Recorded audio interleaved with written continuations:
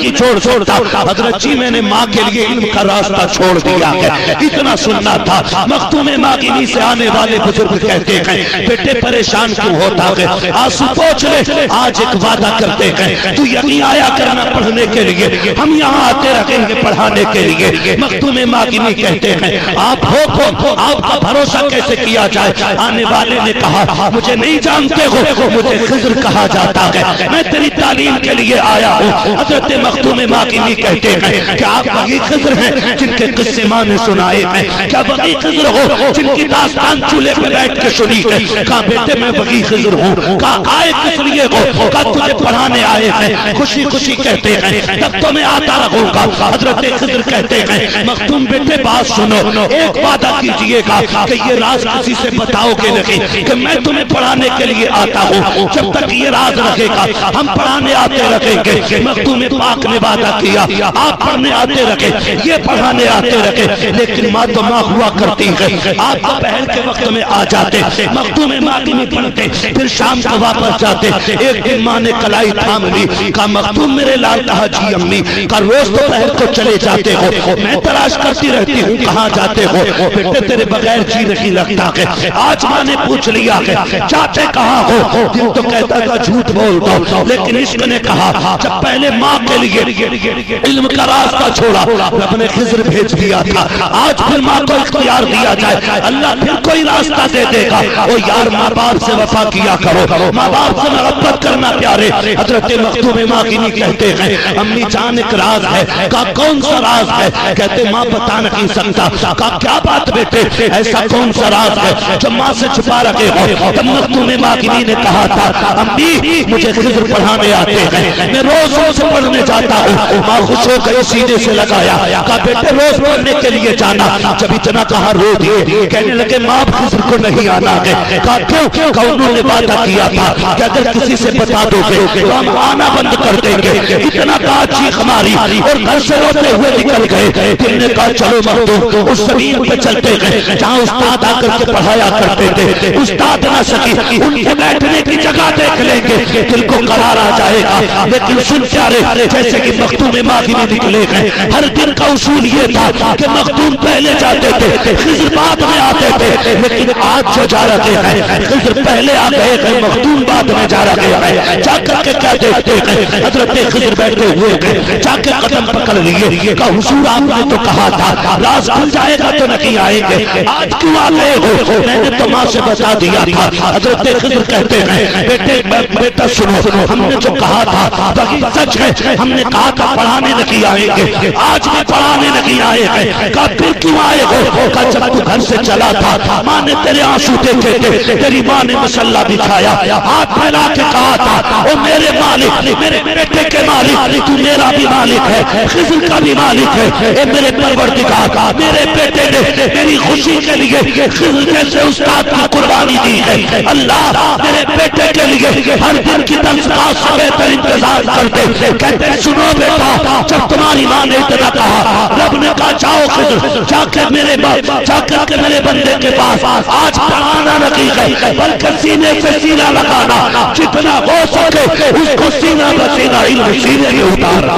نعرہ تکبیر، نعرہ رسالت، عظمت اولیاء کانفرنس، مسلک اعلیٰ حضرت عرس احمدی، سرزمین بسنت پور شریف۔ یہ تو ہو ہی نہیں سکتا ولی ہو اور علم سے دوستی نہ ہو ہی نہیں سکتا، ولی ہو اور علم سے دوستی نہ ہو۔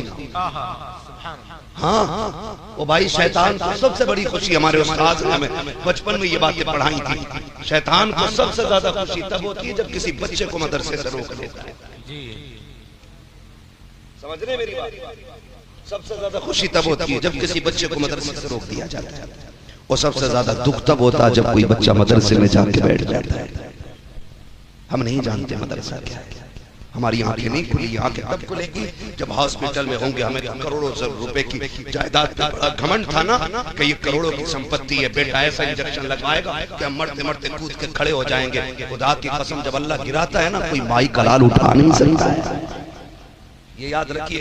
آج ہم کتوں کی ذلیل کرتے ہیں، ہمارے استاد گرامی بیٹھے ہیں، تمام تر علماء بیٹھے ہیں، مدرسوں کی زندگی ہم نے دیکھی، مدرسے کفیل ہوتے ہیں ہمارے، اور یہ مدرسوں کی دین ہے جو آج سروں پہ ٹوپیاں سلام علیکم، یہ مدرسوں کی عطا ہے جو آج سروں پہ داڑیاں سلام علیکم۔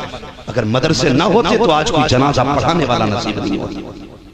بتاؤ کیا وجہ ہے جو دنیا تمہارے مدرسوں کے پیچھے ہے؟ کیوں بند کرنا چاہتے ہیں مدرسوں کو؟ کیوں جیلوں میں ڈالنا چاہتے ہیں علماء؟ جانتے ہیں یہ دو چیزیں بند کر دو، ایک علماء کا منہ اور دوسرے مدرسے، پھر اس قوم کو تباہی سے کوئی نہیں بچا سکتا ہے۔ یہی وجہ ہے جو ہمیں بند کرنے کی کوشش کی جاتی ہے۔ اللہ بھلا کرے ان تمام علماء کا۔ پہلے سے بیٹوں کے مدرسے کثرت سے ہوتے تھے، اب تو بیٹیوں کے مدرسے بھی کثرت سے ہو گئے۔ روک کے تو دکھاؤ کتنا روکو۔ ہاں بھائی کوشش کرے، اب اپنی زندگی کے دکھ ہوتا ہے، غیر خلاف بولے مدرسے کے تو سمجھ میں آتا ہے کہ بھئی یہ دشمن ہے مدرسوں کا، لیکن جب اپنی بندہ یعنی خدا کا کلمہ پڑھنے والا، حضور کا لائے ہوئے دین کا دعویٰ کرنے والا کہتا ہو جی یہ مدرسے کھانے پینے کے بس چونچلے ہیں، تب آگ لگتی ہے پیٹ میں۔ یہاں 4 دن لیٹ کے دیکھ بیٹے، اگر چھٹی کا دودھ بھی آگ نہ جائے تو بات والا۔ کیا بات؟ فجر میں اٹھ کے 2 منٹ ننگے پیر چل لے تو اس کا سر پھیپڑے سارے جائے۔ سلام کرتے ہیں مدرسہ چلانے والوں کا، سلام ہے پڑھنے والوں کا جو پوری سردی ٹھنڈے فرش پہ بیٹھ کے قرآن پڑھ کے گزار دیتے ہیں، نزلہ تک نہیں ہوتا ہے۔ وجہ کیا ہے؟ وجہ یہ ہے کہ مدرسے والے صرف تیرے مہمان نہیں، یہ مدینے والے کے مہمان ہوتے ہیں۔ یہ وجہ ہے، یہی وجہ ہے۔ اگر فون کرتے نا کوئی کہ وہ مدرسے کی رسید ہے تو فون پہلے تو حضرت دیکھ کے کاٹ دیتا، مفتی فرید صاحب کا فون ہے، چندہ نہ مانگے، ایسے فون رکھ دے، پھر اٹھا کے اگلے جمعے حضرت بھیج دینا کسی کو، تیرے باپ کے نوکر ہیں بھیج دینا۔ یہ علماء ہے، ورنہ سنو انجام میں بتا دوں، یاد رکھو اللہ کہتا ہے یہ جو گھمنڈ کا سیاہ گردن میں ڈال رکھا ہے نا اسے آج نکال لے، ورنہ اگر میں گردن توڑوں گا کوئی مائی کلال سیدھی نہیں کر پائے گا۔ یہ جو منہ بگاڑ کے کہتا ہے نا جی یہ بھی ٹائم نہیں ہے، اور علماء کھڑے رہتے ہیں کاؤنٹر پر، یہ مکتبے چلانے والے لوگ کھڑے رہتے ہیں، اور ہماری قوم ان چور پیروں سے خوش رہتی ہے جو زکوٰۃ بھی کھا جاتے ہیں اور فطرے بھی کھا جاتے ہیں، خیرات بھی کھا جاتے ہیں۔ پہلے نذرانے پہ پیروں کے، اب تو زکوٰۃ خیرات بھی بولے گئے۔ بتاؤ جب چوروں کو سب دے دو گے تو مدرسوں کو کیسے؟ کیا بات غلط نہیں کہہ رہا ہوں میں، یہ مدرسے والے لوگ 10-10 روپے کی رسید لے کے گھوم رہے ہیں۔ پیر صاحب جس کے ہاں 4 مرغیاں نہیں پڑ گئی ہیں وہ 10-10 لاکھ کے چندے اکٹھے کرے گا۔ جہاں دین کا کام ہو وہاں خرچہ کروا، جی شہرت کے لیے نہیں۔ ایک بندے نے رسید کٹوائی ایک صاحب کی 3 لاکھ روپے دیے، کہا کیوں دیے؟ کہا وہ فیمس آدمی ہے اس لیے دیے۔ میں نے کہا تیرے پڑوس میں کوئی مدرسہ نہیں چلتا؟ اس نے کہا چلتا تو ہے لیکن وہاں دیتے تو کون جانتا۔ میں نے کہا نادان ہے تو نے مولوی کو اس لیے دیے تاکہ فیمس آدمی کو دیکھ کے تو بھی فیمس ہو جائے۔ کاش تو نے غریب ادارے کو دیے ہوتے، دنیا جانتی نہ جانتی مدینے والا مصطفیٰ تجھے پہچاننے لگ جاتا۔ جہاں دینا تھا وہاں دے نہیں پائے، جہاں شہرت تھی وہاں جا کے ڈوب گئے۔ ہاں جی اعلان کراؤ یہ محتاج ایسا کوئی بندہ ہے جو نہیں چاہتا کہ روح آسانی سے نکل جائے؟ سب یہ چاہتے ہیں نا کہ روح آسانی سے نکل جائے۔ ہمارے تو مصرے بھی اتنے اچھے رہتے ہیں، ہماری تو تمنا بھی یہ رہتی ہے۔ وہ کہا تھا نا کسی نے اتنا تو کرم کرنا اے چشم کریم آنا، جب جان لبوں پر ہو تم سامنے آ جانا، ہے نا؟ ہم اس لمحے کی طلب کرتے ہیں اور زندگی ان کے وارثوں سے لڑتے ہوئے گزر گئی، دین کے خادموں کو گالی دیتے ہوئے گزر گئی۔ کس منہ سے حضور کا سامنا کریں گے؟ کیا تم نے نہیں دیکھا اللہ نے جنہیں گرایا؟ جاؤ کبھی ہاسپٹل جاؤ، آئی سی یو وارڈ دیکھنا جا کے، وہاں غریب نہیں امیر پڑے ہوتے، امیر پیسے والے لوگ، آکسیجن لگی ہے، سانس بھی نہیں لے پا رہا ہے، منہ کھلا کا کھلا ہی۔ یہ وہ ہے جو کہتا تھا مولوی کو بیٹھاؤ ابھی ٹائم نہیں، یہ وہ ہے جو کہتا تھا اگلے جمعے آنا، یہ وہ جو دیکھ کے رستے بدل دیتا تھا۔ آج کدھر گئی تیری دولت؟ کہاں گیا تیرا پیسہ؟ کہاں گیا تیرا خمار؟ کہاں گیا تیرا غرور؟ لال نکال کے کون بچائے گا؟ جاتے ہیں رشتہ دار، کوئی جوس لا رہا، کوئی کیلے لا رہا، اور دیکھو آئی سی یو میں جھانک کے آنسو ٹپ ٹپ گر رہے، کون ہے سیٹ صاحب ہے یہ، کیوں آنسو گر رہے؟ گویا یہ کہہ رہے آج یہ جوس کیوں لائے ہو؟ آج مجھے اس کی ضرورت نہیں ہے۔ یہ پھل کیوں لے کر کے آئے ہو؟ اس کی ضرورت نہیں ہے، کیا چاہیے؟ کہتے کوئی ایسا بندہ لے آؤ جو سورہ یاسین کا پانی پڑھ کے چلا جائے۔ آخری سانس میں یاد آئی نا یاسین شریف. او بھائی خدا توفیق دے تو اپنے پیچھے ایسے پیڑ لگا دو، ایسے پیڑ لگا دو کہ ادھر آنکھیں بند ہوں، ادھر خدا کی رحمتوں کا سلسلہ جاری ہو جائے. اور یہ کب بنے گا، یہ کب ہوگا؟ گارنٹی ہے بھائی. میں بھی کسی باپ کا بیٹا ہوں، میرے بھی اولاد ہے، آپ بھی کسی کے بیٹے، آپ کی بھی اولاد ہے. میں اگر پوچھ لوں کوئی بندہ بتائے گا تمہارے پردادا کی قبر کہاں ہے، ایمانداری سے 90% لوگوں کو پردادا کی قبر معلوم. یہ سچی بات ہوگی بھائی، غلط کہہ رہا ہوں. 15% لوگوں کو جب ہمیں ہی نہیں یاد ہے تو آپ کو کیا لگتا ہے آنے والی جنریشن تو اور زیادہ بزی ہوگی. اسے تو ابا کی قبر یاد رہ جائے بڑی بات ہے، دادا کی کہاں سے یاد ہوگی. جاتے قبرستان ڈر کیوں رہے یار؟ ہاں کہہ دو گے ابھی تھوڑی چلے جاؤ، جایا کرو، جانا تو جایا کرو. جاتے قبرستان، جو خود نہیں جاتا اسے 4 لوگ کندھے پہ لے کے جاتے ہیں، مگر فرق اتنا ہے جو خود سے چل کے جاتا وہ لوٹ آتا ہے. کیا بات ہے. اور جو کندھے پہ جاتا ہے وہ لوٹ کے نہیں آتا ہے. اعلیٰ حضرت کہتے ہیں ہائے غافل وہ کیا جگہ ہے جہاں 5 جاتے ہیں 4 پڑھتے ہے نا. 5 جاتے ہیں 4 پڑھتے ہیں. جاتے ہیں قبرستان. دیکھو سر نہیں لاؤ، پڑھا لکھے لوگ ہیں، اب تو ہر کونے میں اسکول ہے، اب تو سارے لوگ پڑھ رہے ہیں. جاتے اسکول، پڑھے ہوئے لوگ نہیں ہیں نا، تو پھر منہ سے بولیے قبرستان دیکھا ہے؟ قبریں دیکھی ہے؟ اتنی اونچی ہوتی ہے نا. کچھ بھائیوں نے ہاتھ اٹھا دیا، وہ دھوکے میں ہو گیا، مسئلہ کوئی نہیں. قبریں دیکھیے. کب جاتے؟ جمعے والے ضرور جایا کریں. فرمایا گیا جو جمعے کے دن ماں باپ یا باپ ماں یا ان میں سے کسی ایک قبر کی زیارت کرتا ہے، اللہ اس بندے کو اگر جہنمی ہوتا ہے تو جنتی بنا دیتا ہے. جس کی قبر کی زیارت میں اتنی برکتیں ہیں، اس کے چہرے کی زیارت میں کتنی برکتیں ہیں. ادھر نہیں جاننے، بس اتنا سمجھ لیں جاتے قبرستان. ساری قبریں سلامت ہوتی ہیں کہ کچھ گلی بھی ہوتی ہے، بیٹھی بھی ہوتی ہیں، کچھ میں تختے دکھائی دیتے، گارنٹی اپنی پکی رہے گی. کوئی گارنٹی بولو، بول سکتے ہیں ادھر والے لوگ؟ گارنٹی ہے کہ اپنی سلامت رہے گی؟ نہیں نا. 1-2 بارشیں جھیل جائے بڑی بات، تیسری میں بیٹھ جاتی ہے. اور جن کے لیے حلال حرام کما کے بچا کے رکھا، اس کی وفا جانتے ہو؟ جس چادر کو اوڑھ کے مرو گے نا، یہ تیرا بیٹا اس چادر کو اوڑھے گا نہیں، اتار کے فقیر کو دے کے کہے گا لو اس کو نہیں اوڑھنا، اس میں ابا مرا تھا. کچھ جگہوں پہ ناظر بھائی چارپائی اٹھا کے باہر رکھ دیتے ہیں، کہا نہیں اس پہ نہیں سونا، ڈر لگ رہا ہے. اس چارپائی پہ سوتے ہوئے ڈرے گی دنیا. ان کے لیے تم نے حرام اکٹھا کیا، جو مرنے کے بعد تو کیا سانس رکتے کی تیرے نہیں رہتے، پھر تو باپ کو چھوتے ہوئے ڈرتے ہیں. میں پوچھنا چاہتا ہوں جو تیرے منہ میں لقمے چبا کے کھلاتا رہا، یہ تیرا غیر تو نہیں تھا؟ جو تجھے کندھوں پہ بٹھاتا رہا، یہ تیرا دشمن تو نہیں تھا؟ آج یہ مر گیا ہے، اس کے بدن کو چھوتے ہوئے تجھے ڈر لگ رہا ہے. کپڑے اتارنے والا اور آئے گا. اتنی بے وفا دنیا گئی ہے. یہ غسل بھی دینے تیرے اپنے بیٹے نہیں آئیں گے. غسل دینے والا اور ہوگا، کفن پہنانے والا اور ہوگا.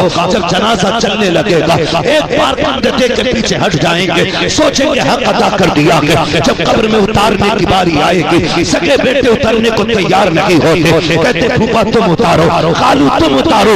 ہو کیا گیا ہے؟ یہ دنیا کی بے وفائی ہے. اس کے لیے خدا سے جھگڑا نہ کرنا، مصطفیٰ سے ناراضی مول نہ لینا. یہ بڑی بے وفا دنیا ہے. جب مٹی ڈالنے پہ دنیا آتی ہے، ایک ایک سوراخ تلاش کر کے بند کیا جاتا ہے. کہیں پہ گھاس ڈالی جاتی ہے، کہیں پہ کپڑے ٹھوسے جاتے ہیں، ایک ایک کونے کو تلاش کر کے بند کر دیا جاتا ہے. تیرے اپنوں کو 5 منٹ کا وقت نہیں ہے تیری قبر پہ کھڑے ہو سکے. وہ مصطفیٰ کو ناراض کرنے والوں ذرا دل پہ ہاتھ رکھ کے بتاؤ، جب آخری تختہ لگے گا تب اندھیرے کا عالم کیا ہوگا؟ دنیا چھوڑ آئے گی. کوئی کہتا بریانی ٹھنڈی نہ ہو جائے، کوئی کہتا قورمہ ٹھنڈا نہ ہو جائے، کوئی کہتا پلیٹیں کہاں سے آئے گی. سارے کھانے میں لگ جاتے ہیں. ہیں تیرے سوالوں سے کسی کو لینا نہیں ہے، تیری قبر کی زندگی کا مطلب سارے بھول جاتے ہیں۔ قسم کھا کے کہتا ہوں جن کے لیے تم نے اللہ رسول کو ناراض کیا یہ مٹی ڈال کے آ جائیں گے، اگر تختہ لگنے کے بعد تیری قبر میں تیرا سہارا بن کے اگر کوئی آئے گا تو وہ زہرا کا بابا ہوگا، حسنین کا نانا ہوگا، بقی ہوگا، جس کے مدرسوں کو جو کا کار کہا جاتا ہے۔ اللہ یا رسول اللہ